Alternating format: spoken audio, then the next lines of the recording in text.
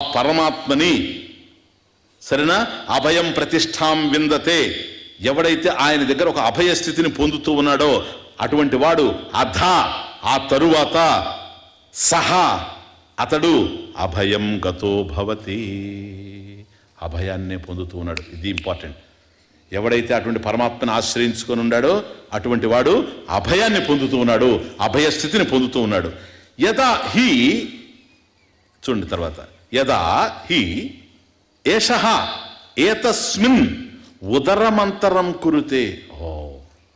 ఏతస్మిన్ ఆ పరమాత్మ యందు ఉదరం అంతరం కురుతే, ఉదరం స్వల్పమపి కొద్దిగా అయినా సరే, ఉదరం కొద్దిగా అయినా, అల్పమపి స్వల్పమపి ఉదరం అంతరం భేదం కురుతే, ఎవడైతే ఆ భేదాన్ని చూస్తూ ఉండాడో అటువంటి వాడు తస్య అథ ఆ తరువాత, అంటే పరమాత్మని భేదం గనక చూచాడా, రెండుగా గనక చూచాడా అంటే మాత్రం ద్వైతంగా, అథ ఆ తరువాత తస్య అతనికి భయం భవతి. చూచారా, రెండోది ఎక్కడైతే ఉంటుందో అక్కడే భయం. పరమాత్మ ఏకమేవ అద్వితీయం బ్రహ్మ, సత్యం జ్ఞానం అనంతం బ్రహ్మ. అనంత శబ్దార్థం ఇదంతా. ఎప్పుడైతే తాను అనంతుడే అయ్యాడో, అనంతుడైనటువంటి బ్రహ్మను దర్శించేటువంటి వాడికి రెండవ వస్తువే లేదు గనక భయం లేదు. రెండవది దర్శించేటువంటి వాడికి భయం లేకుండా పోయేది లేదు. అర్థమవుతుంది? కాబట్టి ఇదిగో భయాభయ హేతుత్వాత్, భయానికి హేతు తానే. అది ఇక్కడ ఆనంద హేతోహో, తృప్తి హేతోహో, రసహ. ఇక్కడ కూడాను భయహేతోహో అభయహేతోహో పరమాత్మ ఏవా. అదేంటి స్వామీజీ, భయహేతో కూడా అవుతాడు. ఎవరికి? ఎవడైతే పరమాత్మను తెలుసుకోలేడో వాడు ఈ ప్రపంచంలో భయాలు అనుభవిస్తున్నాడు కదా, శోకాలు అనుభవిస్తున్నాడు కదా. దీనికి పరమాత్మే కారణం. ఎందుకో తెలుసా? ఆయన తెలియకపోవడమే కారణం. అదేడ పరమాత్మ స్వరూపత తెలియకపోవడం వల్ల భయాన్ని పొందుతూ ఉన్నాడు. పరమాత్మను తెలుసుకున్నటువంటి వాడు ఆ భయాన్ని పొందుతూ ఉన్నాడు. కనుక విద్వాంసుని యొక్క అభయస్థితికి అవిద్వాంసుని యొక్క భయస్థితికి రెంటికి పరమాత్మ అస్తిత్వమే కారణమై ఉంది గనక బ్రహ్మ అస్థి ఇది. లాస్ట్ లైన్ చూడండి తమాషా. తత్వేవ భయం విదుషో మన్వానస్య. అది మన్వానస్య కాదు, అన్వానస్య. విదుషోహో అమన్వానస్య.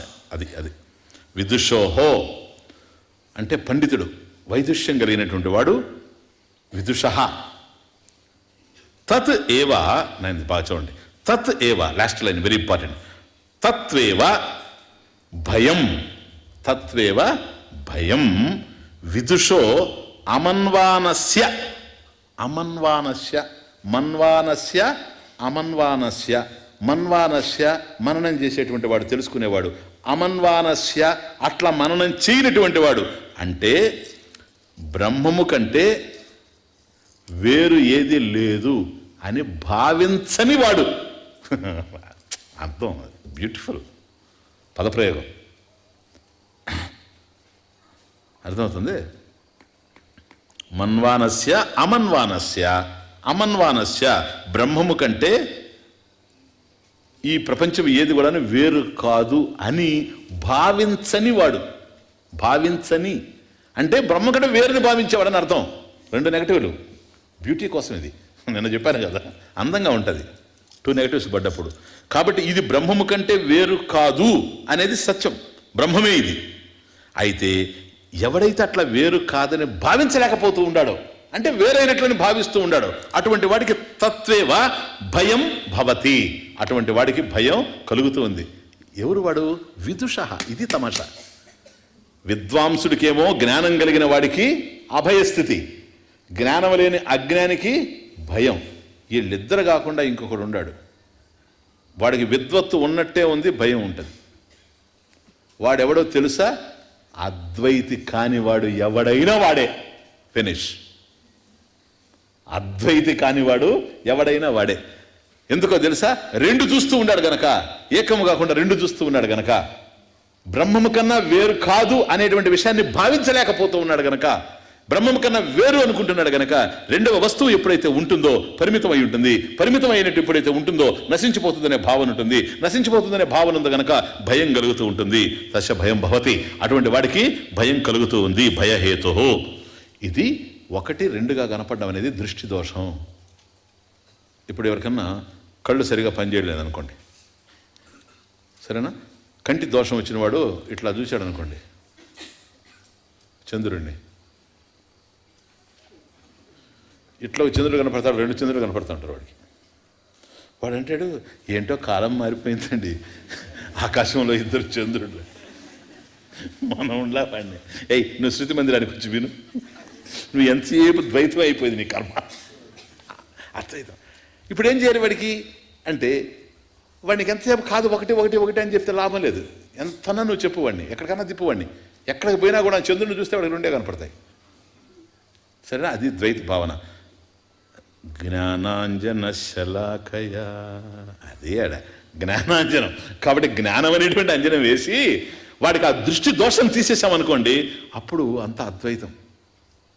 2 కనపడవు, ఇంకా 1 కనపడుతుంది. ఇది గురువు చేయాలి. ఒక జ్ఞానం అనేటువంటి ఆ మందు వేయాలి, ఔషధం వేయాలి వాడికి. వేసినప్పుడు పోద్ది.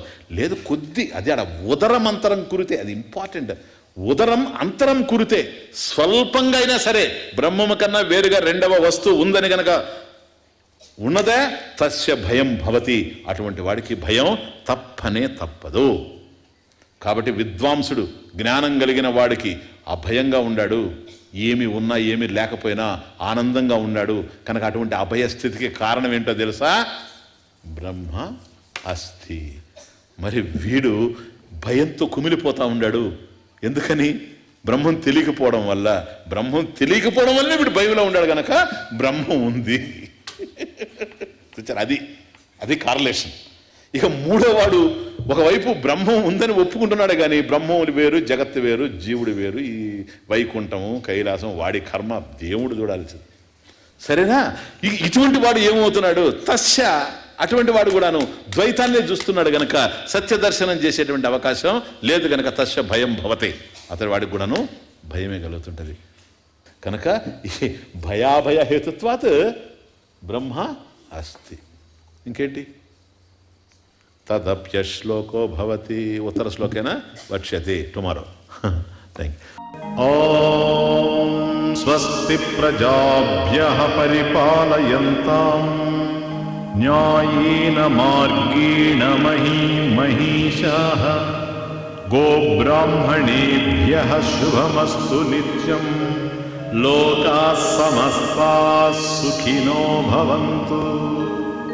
కాళే వర్షతు పర్జన్యః పృథివీ సస్యశాలినీ. దేశోऽयं క్షోభరహితః బ్రాహ్మణాः సంతు నిర్భయాః. ఓం పూర్ణమదః పూర్ణమిదం పూర్ణాత్ పూర్ణముదచ్యతే పూర్ణస్య పూర్ణమాదాయ పూర్ణమేవావశిష్యతే. ఓం శాంతి శాంతి శాంతి.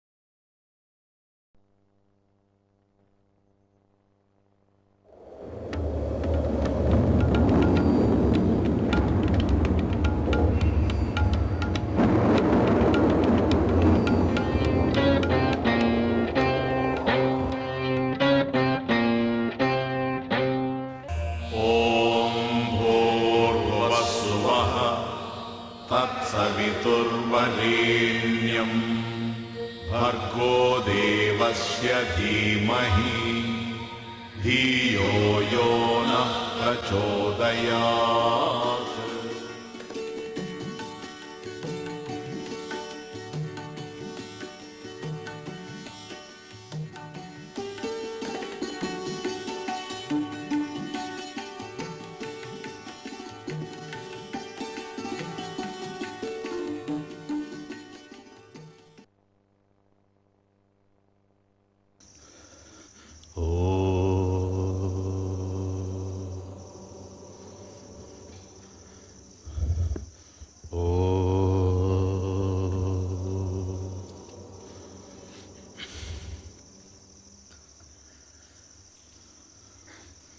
యం బ్రహ్మా వరుణేంద్రరుద్రమరుతః స్తున్వంతి దివ్యైస్తవైః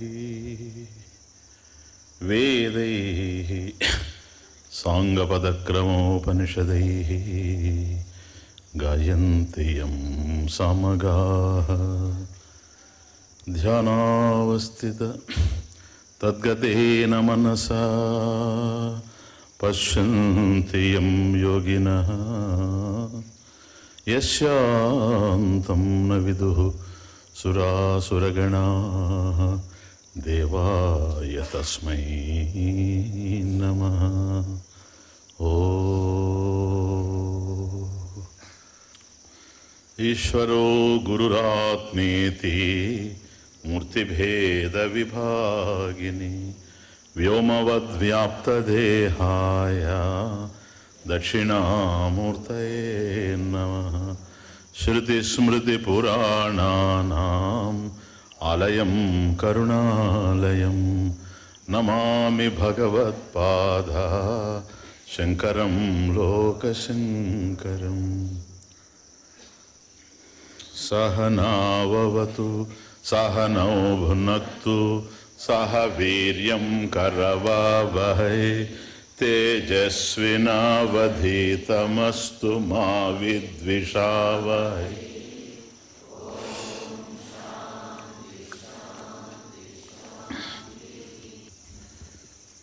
కారణరూపేణ బ్రహ్మ అస్తి ఇతి.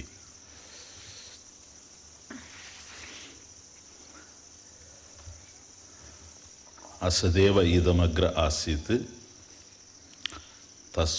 తతః సదజాయత. ఏదైతే ఇక్కడ మనకు లభ్యమైందో సత్ ఉన్నట్లు యదస్తి, సత్ అని ఎందుకు అనాల్సి వచ్చిందంటే యదస్తి తత్, ఇక్కడ ఉన్నది ఈ జగత్. ఈ జగత్ ఇలా ఉన్నది అన్నప్పుడు సత్ అంటున్నాం కనుక ఇది ఏ కారణం నుండి అయితే వచ్చిందో దాన్ని అసత్ అన్నాం. అంటే ఇప్పుడు మనకు గోచరించేటువంటి జగత్ ఏదో ఇది అగ్రే ప్రాక్ ఉత్పత్తే ప్రాక్ సృష్టే ప్రాక్ పూర్వే ఈ రూపంలో లేదు అని అర్థం. కనుక అది అవ్యాకృతం, ఇది వ్యాకృతం. అది అవిభక్తం, ఇది ప్రవిభక్తం. అది అవ్యక్తం, ఇది వ్యక్తం. కనుక ఈ వ్యక్తమైనటువంటివి నామరూపాలు. ఈ నామరూపాలకు ఏదైతే కారణంగా తెలుస్తూ ఉందో ఇది జగత్ కారణం బ్రహ్మ. తద్బ్రహ్మ అస్తి ఇది, బ్రహ్మ అస్తి. కాబట్టి బ్రహ్మం ఉన్నది అనేటువంటి దాన్ని నిన్న నిర్ణయం చేస్తూ మొదటి కారణం సుకృతంగా చూచాం. ఈ సృష్టి ఏదైతే కార్యరూపంలో తెలుస్తూ ఉందో యత్ కార్యం తత్ సుకృతం, యత్ సృష్టం తత్ సకర్తృకం. కాబట్టి కార్యరూపంలో గోచరిస్తూ ఉంది గనక ఇది సుకృతం అని అన్నాం. కార్యం సృష్టి. యత్ సృష్టం ఏదైతే సృష్టించబడిందో ఇక్కడంతా జ్ఞానమే తెలుస్తూ ఉంది గనక సకర్తృకం, జ్ఞానం కలిగినటువంటి వాళ్ళు తయారు చేసి ఉండాలి కానీ మరొక విధంగా ఏర్పడేందుకు అవకాశం లేదు. కనుక ఇక్కడ ఏ సృష్టిలో ఏ నియతి మనకు గోచరిస్తూ ఉందో దీనిని ఆధారం చేసుకొని నియంత ఉన్నాడు అనేటువంటి నిర్ణయం చేశాం. బ్రహ్మ అస్తి సుకృతం అనేటువంటిది. ఇక రెండవది, ఇటువంటి బ్రహ్మము ఆనంద స్వరూపము. తద్బ్రహ్మ సుకృతం బ్రహ్మ రసో వైసహ, రసస్వరూప. రసం ఆనంద స్వరూపం. ఇది ఎందుకు తెలుస్తూ ఉందంటే ఇక్కడ ఈ ప్రపంచంలో కూడా ఆనందం మనకు కనిపిస్తూ ఉంది కనుక కార్యంలో ఏది ఉండినా కూడా ఇది కారణంలో ఉండాలి అనేటువంటి దాన్ని ఆధారం చేసుకొని, కారణంలో ఆనందం లేకపోతే ఇక్కడ కార్యంలో ఉండేందుకు అవకాశం లేదు కనుక ఏదైతే మనకు పాజిటివ్గా ఒక ఆనందం అనేటువంటి దాన్ని ఇక్కడ మనం చూస్తూ ఉన్నామో ఇది అక్కడ ఉండాలి అనేటువంటి దాన్ని అనేక కోణాల్లో నుంచి మనం చూచి రసస్వరూప ఆనంద స్వరూప అని నిర్ణయం చేశాం.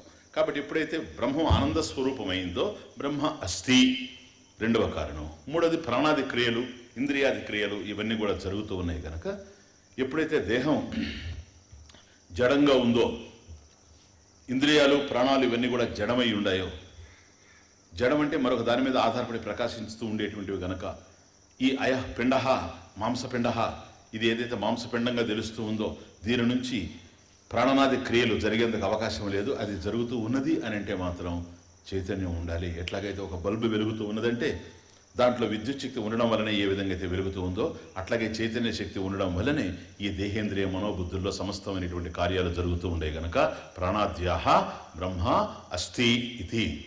ఇక చివరికి వచ్చేటప్పటికి భయ అభయ కారణాలని.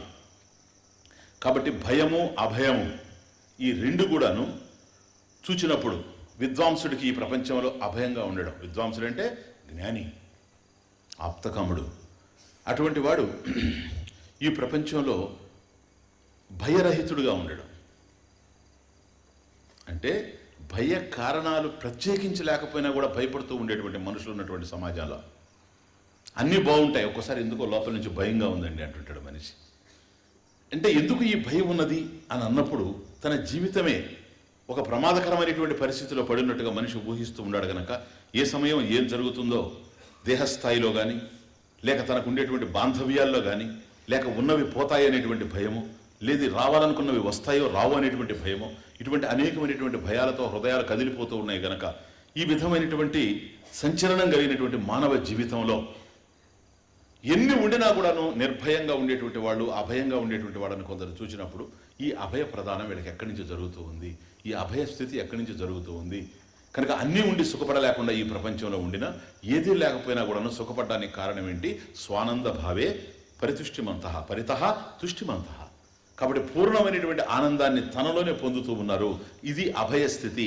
ఇది పరమాత్మ వల్లనే వాళ్ళకి కలిగింది. పరమాత్మ జ్ఞానం కలగడం వల్లనే సత్యం జ్ఞానం అనంతం బ్రహ్మ ఇది జ్ఞానేన అభయం ప్రాప్తి.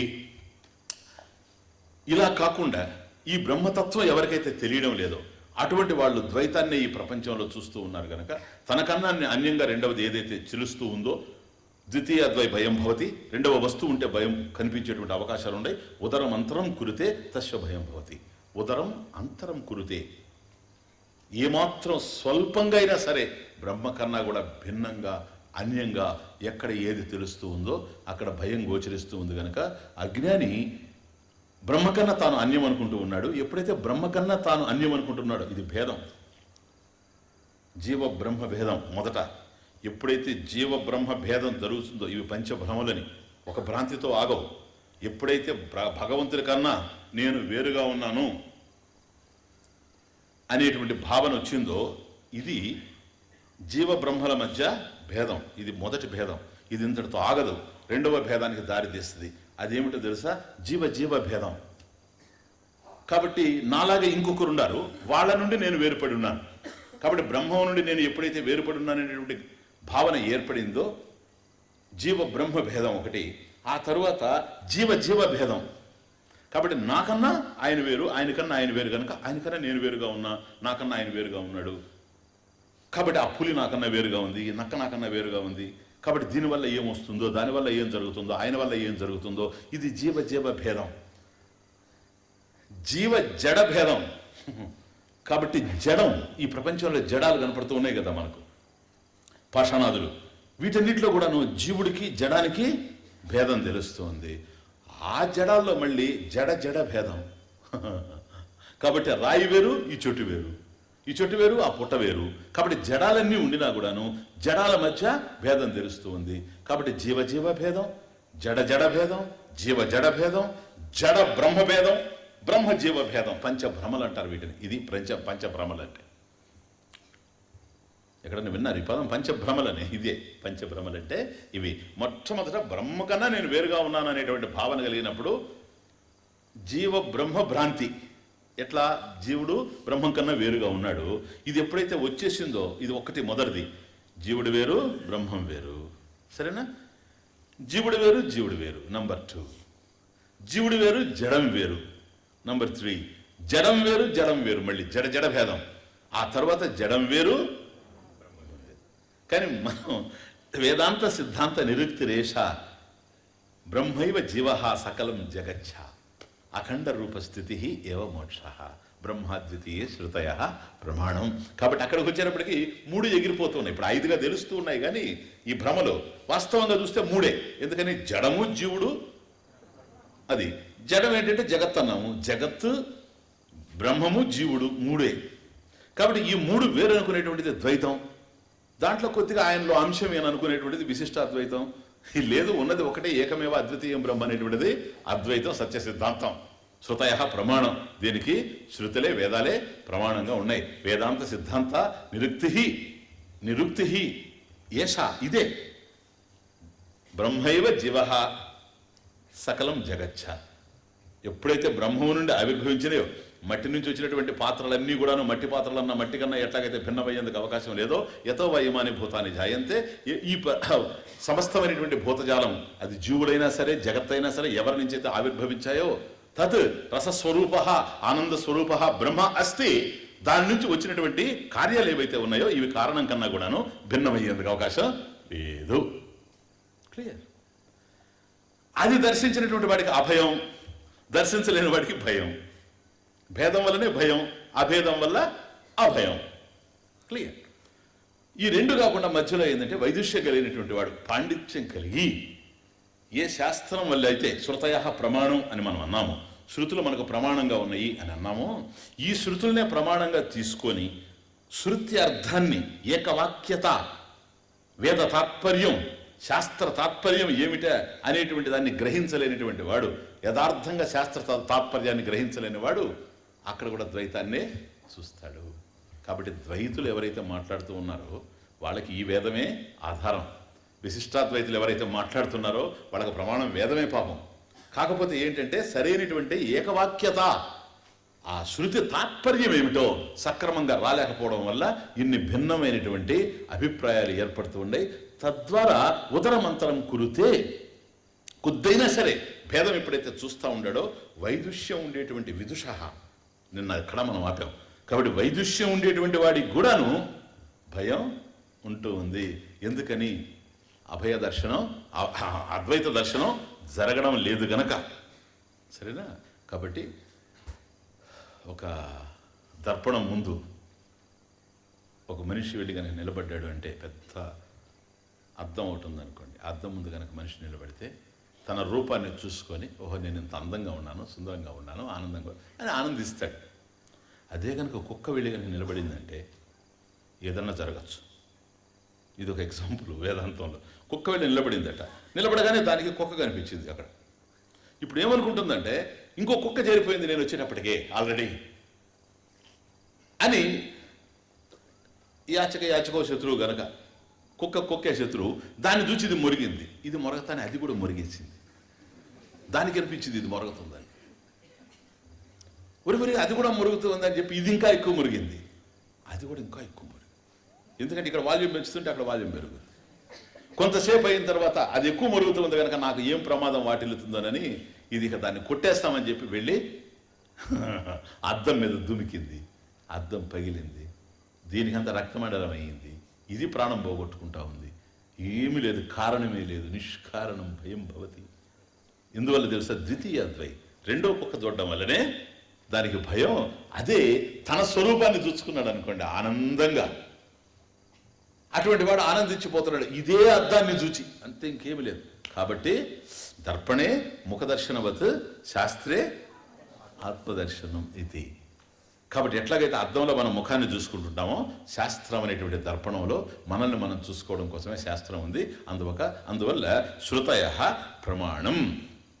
ఓకే, ఇప్పుడు బ్రహ్మస్థితి అనేటువంటి దాంట్లో నుంచి రసస్వరూప ఆనందం అనేటువంటి విషయాన్ని చూచాం. అయితే ఇక్కడ ఈ ప్రపంచంలో ఏ ఆనందాలైతే మనం పొందుతూ ఉన్నామో అవి ఏవైనా కానీ వీటిల్లో తారతమ్యాలు ఉన్నాయనేది కూడా చూచాం. ఒకరు పొందేటువంటి ఆనందానికి మరొకరు పొందేటువంటి ఆనందానికి తేడాలు ఉన్నాయి, తారతమ్యాలు ఉన్నాయని చూచాం. అయినా ఏ విధమైనటువంటి ఆనందమైనా అక్కడ నుంచి వచ్చేదే కానీ ఆత్మనస్తు కామాయ సర్వం ప్రియం భవతి. ఎక్కడైతే ఆనందం ఉందో ప్రియమైనటువంటి వస్తువులోనే ఆనందం ఉంటుంది.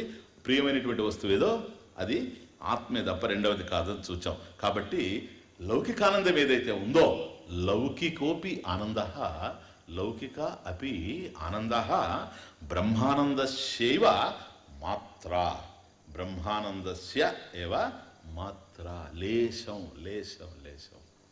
కాబట్టి బ్రహ్మానందం అనేటువంటి మహాసాగరంలో నుంచి లేచినటువంటి ఒక చిన్న అల, ఒక చిన్న కెరటం, ఒక చిన్న బిందువు, అది మనం అనుభవిస్తూ ఉండేటువంటి ఆనందం. ఏదైనా సరే తలుపు ఓపెన్ చేసినట్టే, గేట్ ఓపెన్ చేసినట్లే, కాబట్టి బ్రహ్మానంద సౌధంలో మనం ప్రవేశించడానికి, బ్రహ్మానంద సాగరంలో మనం ప్రవేశించడానికి ఈ లౌకికమైన ఆనందం ఏదైతే ఉందో,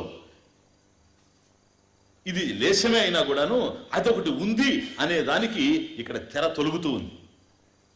అసలు ఇదే గనక లేకపోతే ఇక్కడ ఏమి ఆనందమే లేదనుకోండి, మనకు అది లేశమో ఎంతో స్వల్పమో అల్పమో, అస్సలే ఆనందం లేకపోతే అసలు ఆనందం కావాలనేటువంటి ఆలోచన మనకు కలిగేందుకు అవకాశం లేదు. కొద్ది గొప్ప ఇక్కడ దాని ఛాయలు కదులుతూ ఉండడం వల్ల దీన్ని ఆధారం చేసుకొని పూర్ణమైనటువంటి ఆనందం, పూర్ణానందం, పూర్ణ పరిత పూర్ణ పరిపూర్ణ పరిత పూర్ణ, నాకు పూర్ణమైన ఆనందం కావాలి అనేటువంటి భావన మనకు కలుగుతూ ఉంది కనుక ఆనంద మీమాంస ప్రారంభమవుతా ఉంది. ఇది ఆనంద మీమాంస. అసలు ఏంటి ఆనందం? నిన్న చూసాం రసోవైసహ. ఈ ఆనంద మీమాంస, మీమాంస అంటే విచారణ, ఎంక్వైరీ.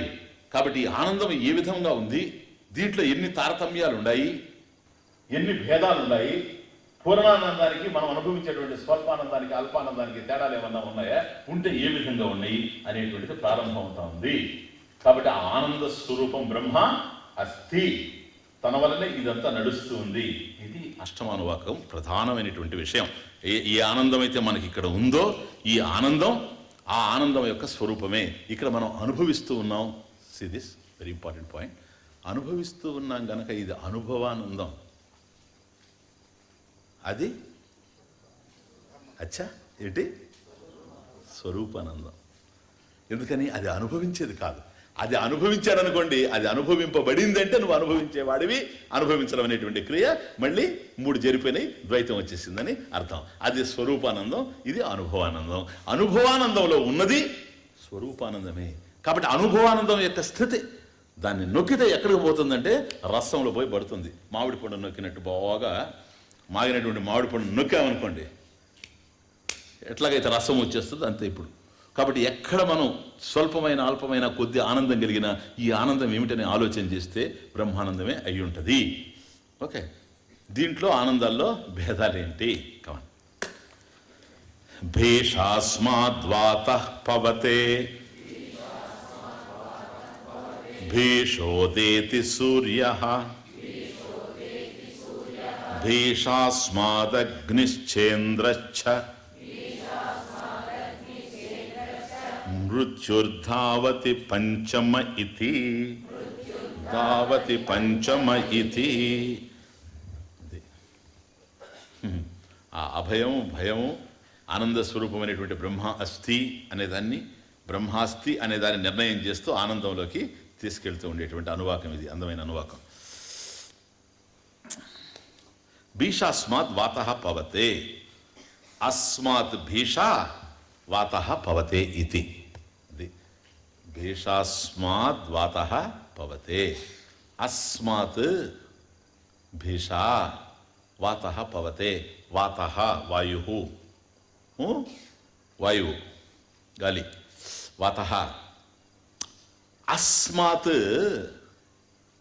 అస్మాత్ ఏది?